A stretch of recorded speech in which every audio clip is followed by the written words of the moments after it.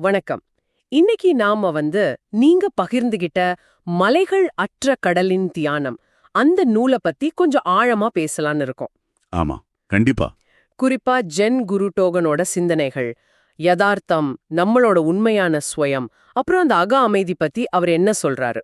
ம். இதெல்லாம் நம்ம அன்றாட வாழ்க்கையோட எப்படி பொருந்தும்னு பாக்குறது தான் இன்னைக்கு நம்ம நோக்கம். சரி. ரொம்ப முக்கியமான விஷயம் அது. ஆரம்பத்திலே டோகனோட ஒரு இன்ட்ரெஸ்டிங்கான ஓம வருது பாருங்க.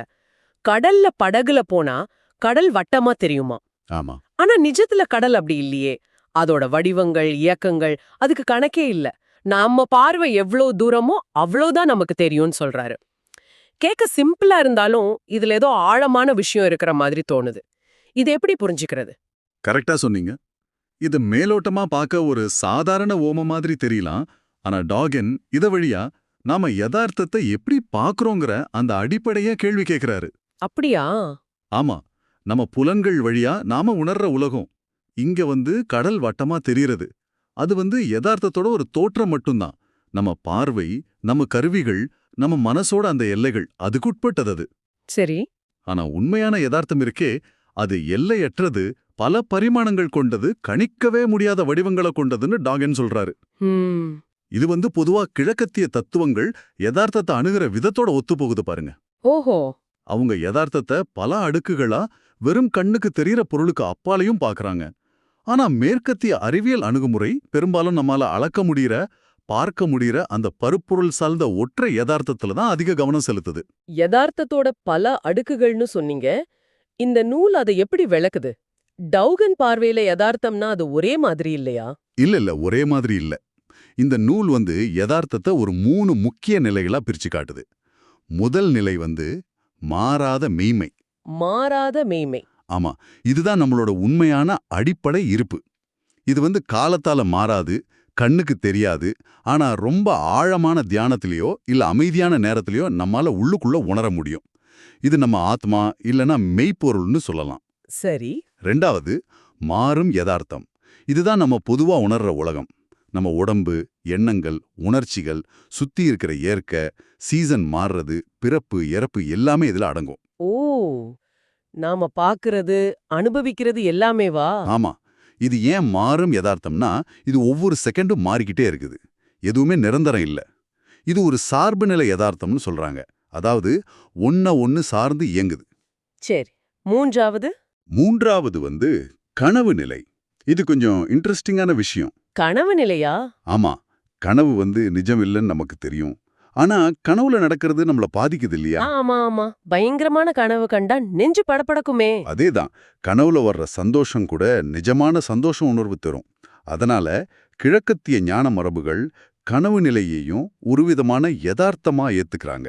இது ஒரு மாய யதார்த்தம் தோணும், ஆனா உண்மை இல்ல.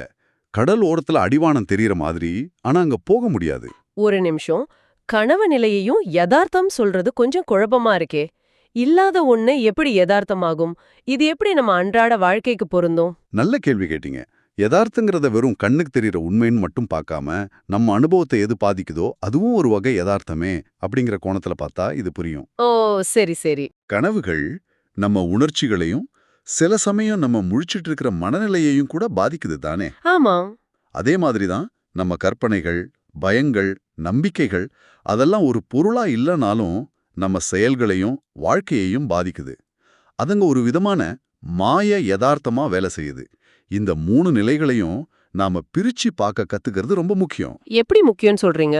ஏன்னா நாம பெரும்பாலும் அந்த மாறும் யதார்த்தத்திலையும் சில நேரம் கனவு நிலையிலையும் மாட்டிக்கிட்டு கஷ்டப்படுறோம். உடம்பு மாறுது, உறவுகள் மாறுது, உலகம் மாறுது, இதை ஏத்துக்க முடியாம தவிக்கிறோம். அது உண்மைதான். ஆனா அந்த மாறாத மெய்மைய, நம்ம நிலையான அகசுயத்தை நாம உணரும்போது இந்த மாற்றங்களுக்கு நடுவுலயும் ஒரு ஸ்திரத்தன்மை, ஒரு அமைதி கிடைக்குது பாருங்க. சரி. வாழ்க்கையோட ஏற்ற இறக்கங்களை கண்டு ரொம்ப அலட்டிக்காம ஒரு சாட்சியா பார்க்கற பக்குவம் வருது. உண்மையான நிறைவும் சந்தோஷமும் அந்த அகசுயத்தை உணர்றதுல தான் இருக்குன்னு டோகன் நம்புறாரு. ஆமா. அகசுயத்தை உணர்றது, இயற்கையோட இயஞ்சு வாழ்றது பத்தி பேசும்போது டோகன் மீன்கள், பறவைகள் பத்தி ஒரு அழகான ஓமை சொல்றாரு. அத கொஞ்சம் விளக்க முடியுமா? ஆமா, அது ரொம்ப அருமையான ஓமை. மீன்கள் எவ்வளோ தூரம் தண்ணியில நீந்தினாலும் தண்ணிக்கு முடிவே இல்ல. பறவைகள் எவ்வளவு தூரம் வானத்துல பறந்தாலும் வானத்துக்கு முடிவே இல்ல. ஆனா அது ரெண்டும் ஒருபோதும் தண்ணியையும் வானத்தையும் விட்டு விலகுனதே இல்ல அப்படின்னு சொல்றாரு. ஆமா. மீன்களுக்கு தண்ணியும் பறவைகளுக்கு வானமும் அதோட ஆதாரம், அதோட பிரபஞ்சம். அதுங்க அதிலேயே பிறந்து வாழ்ந்து மறையுது. அதுங்க தன்னோட ஆதாரத்தோட ரொம்ப இயல்பான, பிரிக்க முடியாத ஒரு தொடர்புல இருக்குது. சரி. மனிதர்களாகிய நாமும் அப்படிதான் இருக்கணும்னு டோகன் சொல்றாரு. நாமும் இந்த பிரபஞ்ச பெருங்கடலோட, இந்த பெரு வானத்தோட ஒரு பகுதி. இந்த பிரபஞ்சம்தான் நம்ம ஆதாரம். அதோட இயல்பான தொடர்புல இருக்கும்போது தான் நாம முழுமையா வாழ்றோம். ஆனா பிரச்சனை என்ன? ஆனா பிரச்சனை என்னன்னா, மீன்களையும் பறவைகளையும் மாதிரி இல்லாம நாம மனுஷங்க நம்ம ஆதாரத்தை, அந்த தண்ணி, அந்த வானம் மாதிரி நம்மளோட அடிப்படை இயல்பை மறந்து அதிலிருந்து விலகி செயற்கையான ஒரு வாழ்க்கையை வாழ முயற்சி பண்றோம். இந்த விலகல் தான் பல பிரச்சனைகளுக்கு காரணம்னு நூல் சுட்டிக்காட்டுது. அந்த பிரச்சனைகள், விலகல் பத்தி பேசும்போது நூல் மனிதர்களோட பழக்கங்கள், தேவையில்லாத செயல்கள், ஏன் பைத்தியக்காரத்தனம்னு கூட சில விஷயங்களை குறிப்பிடுதே.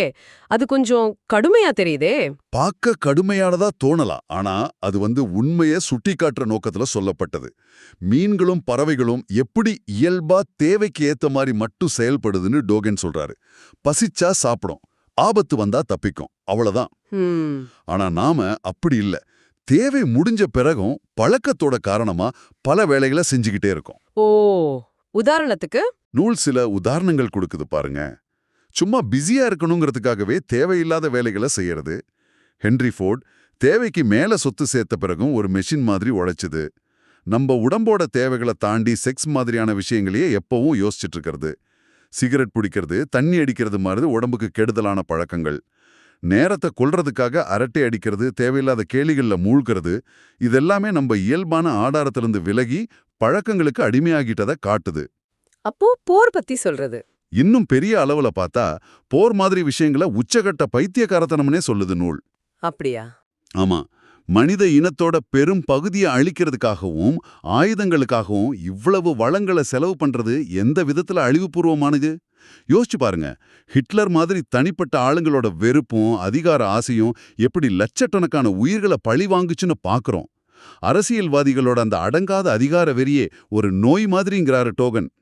இந்த விமர்சனங்கள் வழியா நாம எந்த அளவுக்கு நம்மளோட இயல்பான அமைதியான நிலையிலிருந்து விலகிட்டோம்னு டோகன் நமக்கு உணர்த்த பாக்குறாரு. அப்படியானா இந்த விலகலோட விளைவு என்ன? நாம எப்படி திரும்ப அந்த ஆதார நிலைக்கு போறது? விளைவு பயங்கரமானதுன்னு டோகன் சொல்றாரு. ஆதாரத்தை விட்டு விலகிட்டா நாம வெறும் நடமாடுற பிணங்கள் மாதிரி ஆயிடுவோம். உயிர் இருக்கும், ஆனா உண்மையான உயிர்ப்பு இருக்காது, சந்தோஷம் இருக்காது, அமைதி இருக்காது. திரும்பவும் அந்த அகசுயத்தை கண்டுபிடிக்கிறது, நம்ம ஆதாரத்தோட இணையிறது தான் ஒரே வழி. ஞானம் அடையாம இருக்கிறது கூட யதார்த்தத்தோட ஒரு பகுதிதான்னாலும் அந்த ஞானத்தை, அந்த முழுமையை அடையிறது தான் நம்ம பிறவி உரிமை, நம்ம இயல்பான சாத்தியம்னு டோகன் சொல்றாரு. இத புரிஞ்சுக்கிறதுக்கு மாவீரன் அலெக்சாண்டரும் ஒரு இந்திய சன்னியாசியும் சந்திச்ச கதை அவன நூல்ல வருதே, அது எதை உணர்த்துது? அது ரொம்ப முக்கியமான கதைங்க. உலகத்தையே ஜெயிக்கணும்னு நினைச்ச மாவீரன் அலெக்சாண்டர் தன் வெற்றிகளுக்கு நடுவுல ஒரு ஆத்தங்கரையில ஒண்ணுமே இல்லாம உட்கார்ந்திருந்த ஒரு சன்னியாசிய பாக்குறாரு. அந்த சன்னியாசியோட அமைதியும் எதையும் கண்டுக்காத அந்த தன்மையும் அலெக்சாண்டர் ரொம்ப கவருது. தன்னோட வர சொல்றாரு, பரிசெல்லாம் தரேன்னு சொல்றாரு. ஆனா சன்னியாசி முடியாதுன்னு சொல்லிடுறாரு. அப்புறம் அப்போ சன்னியாசி சொல்றதா நூல் குறிப்பிட்ட விஷயங்கள் ரொம்ப ஆழமானது. ஞானத்தை ஜோர் கட்டாயமா எடுத்துட்டு போக முடியாது. தாகம் எடுத்தவன் தான் கிணத்தை தேடி வரணும், கிணறு தாகம் எடுத்தவன் கிட்ட போகாதுன்னு. ஆஹா. அவர் அலெக்சாண்டர் கிட்ட, உன்னோட மாவீரன்கிற அந்த அகங்காரம் தான் உன்னை நீயே தெரிஞ்சுக்க தடையா இருக்கு. பேரெல்லாம் சும்மா ஒட்டுன லேபிள், உண்மையான சுயத்துக்கு பேரே கிடையாது.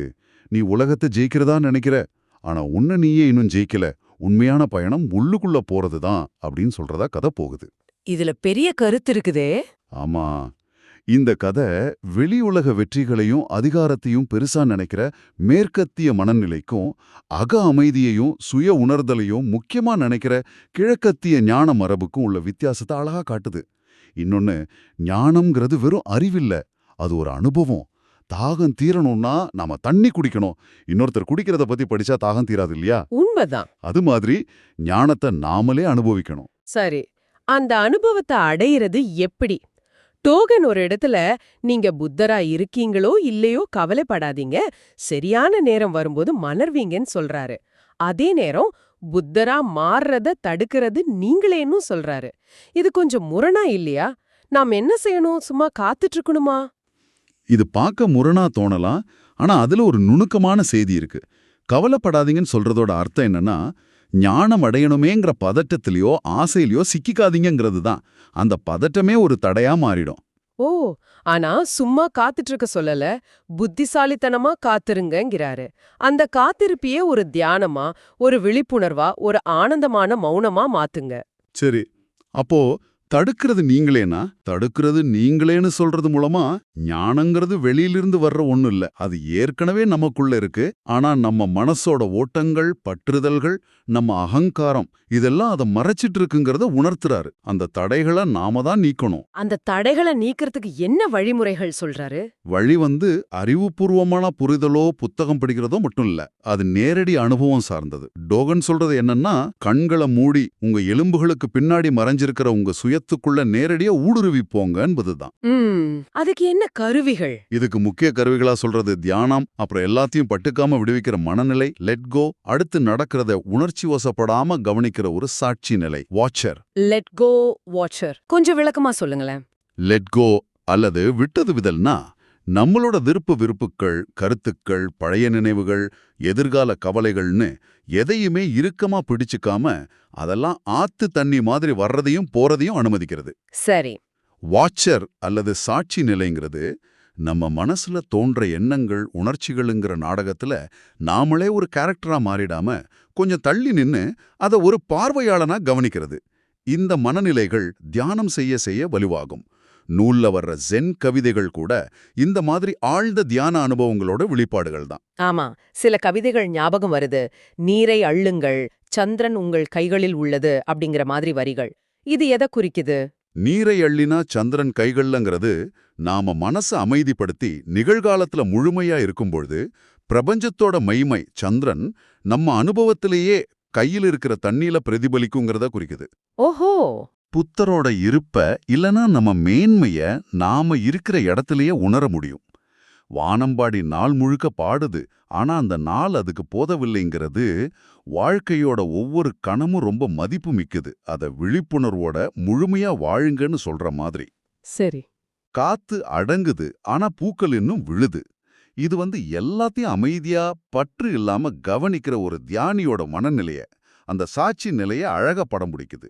நூலோட கடைசியில மனிஷான்னு ஒருத்தரோட கேள்வி பத்தி பேசுறாங்களே, குருவோட பக்கத்துல இருக்கும்போது திருப்தியா உணர்றதும் அதே சமயம் ஞானம் அடையணும்னு தீவிர தாகம் நீடிக்கிறது எப்படி சாத்தியம்னு அவங்க கேக்குறாங்க.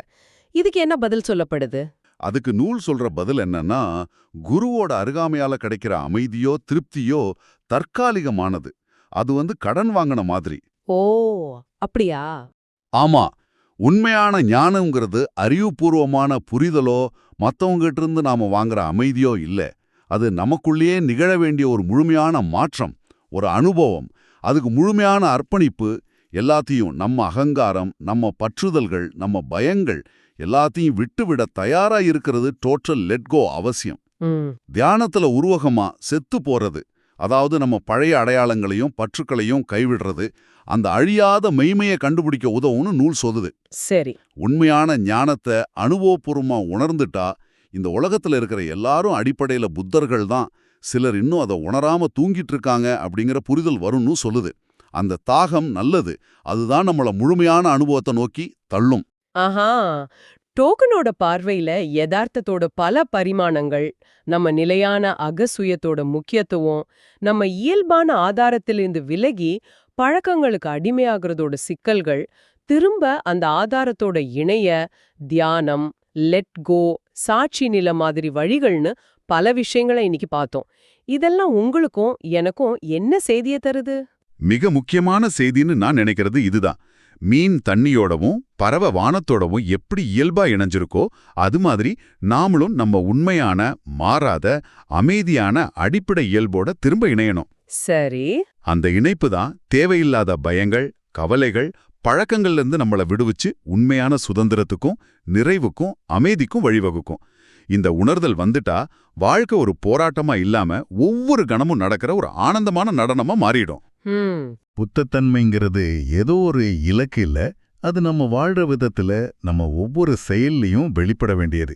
இதுதான் டோகனோட மையச்செய்தின்னு நினைக்கிறேன். இறுதியா உங்களுக்காக ஒரு சிந்தனை. நமக்குள்ள இயல்பாவே ஒரு அமைதியான விழிப்புணர்வுள்ள புத்த இயல்பு இருக்குங்கிறத ஒருவேளை இப்போதைக்கு அறிவுபூர்வமா மட்டுமாவது ஏத்துக்கிட்டா, அதை இன்னைக்கு நீங்க இந்த உலகத்தோடவும் உங்களோடனும் பழகுற விதத்துல எப்படி ஒரு சின்ன மாற்றத்தையாவது கொண்டு வர முடியும்? சும்மா பழக்கத்தோட காரணமா செயல்படுறதுக்கு பதிலா இன்னும் கொஞ்சம் விழிப்புணர்வோட இருக்கிறதுக்கு அது எப்படி உதவலாம்? இத கொஞ்சம் சிந்திச்சு பாருங்க.